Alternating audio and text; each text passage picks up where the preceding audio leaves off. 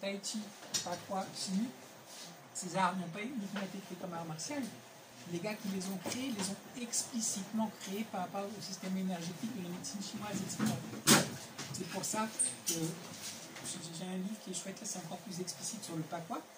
En fait, vous avez 8 paumes de base, et chaque posture que vous avez, en fait, va activer un méridien particulier. Donc là, vous êtes vraiment dans le truc thérapeutique. Donc à la base, vous vous entraînez tout, vous savez telle personne a tel truc, vous savez, bon, que tu pratiques un peu ça. C'est pour, parce que tu vas travailler sur tel méridien. Et en fait, quand on travaille les arts que nous pratique, il y a 2 systèmes très importants pour la médecine chinoise dans le corps. Il y a les 12 méridiens, il y a 12 méridiens énergétiques. Normalement, dans toutes les formes traditionnelles de Tai Chi,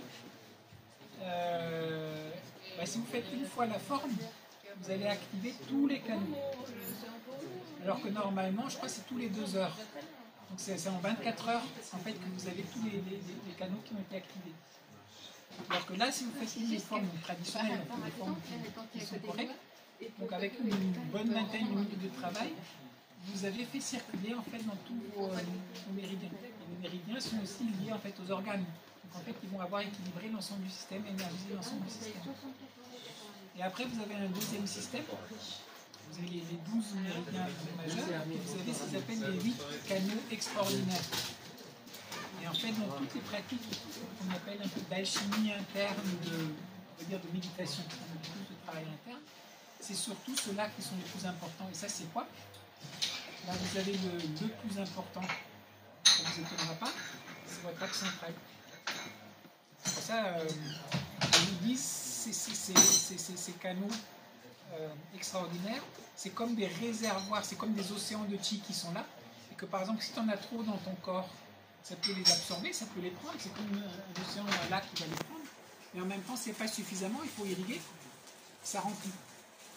Et donc en fait, avec les pratiques, surtout de Qigong et toutes ces pratiques-là, c'est surtout sur ces systèmes-là qu'on va travailler.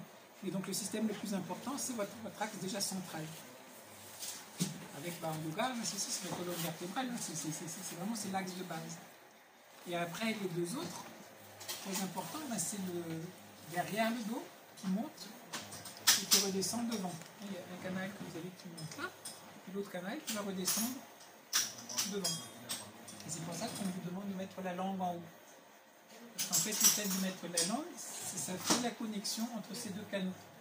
Et c'est là, en fait, que petit à petit peut se mettre en place ce qu'ils appellent parfois la circulation microcosmique. C'est la petite circulation de l'énergie dans votre corps.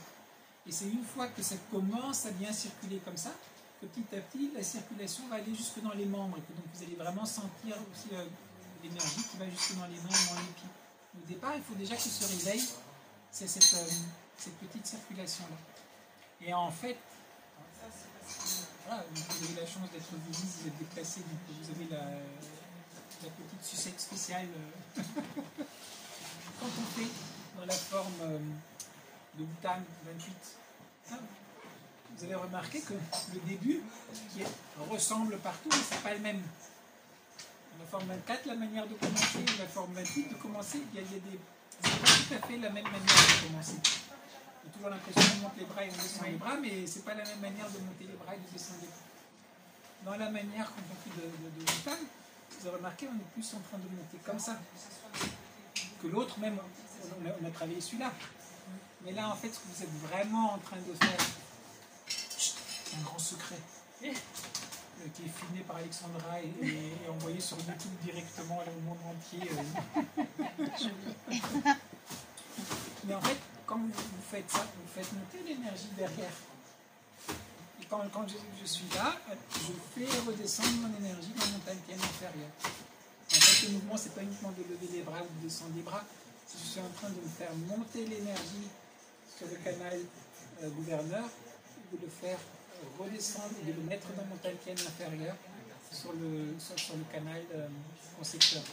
Et en fait, quand vous avez mis le chi, pour ça vous faites 3 fois, et vous mettez le chi, mais après ça déborde.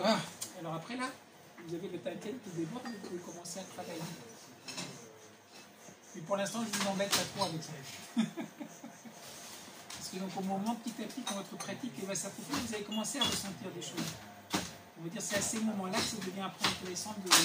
Oui, mais c'est super intéressant parce qu'on comprend mieux, ça a une signification, c'est intéressant. Et aussi parce que tu as pratiqué. Tu vois, si par exemple tu n'avais jamais pratiqué et que tu viens, alors pour certaines personnes, ils disent oh, mais ça ne me dit rien du tout, enfin, qu'est-ce que c'est que ce truc, etc.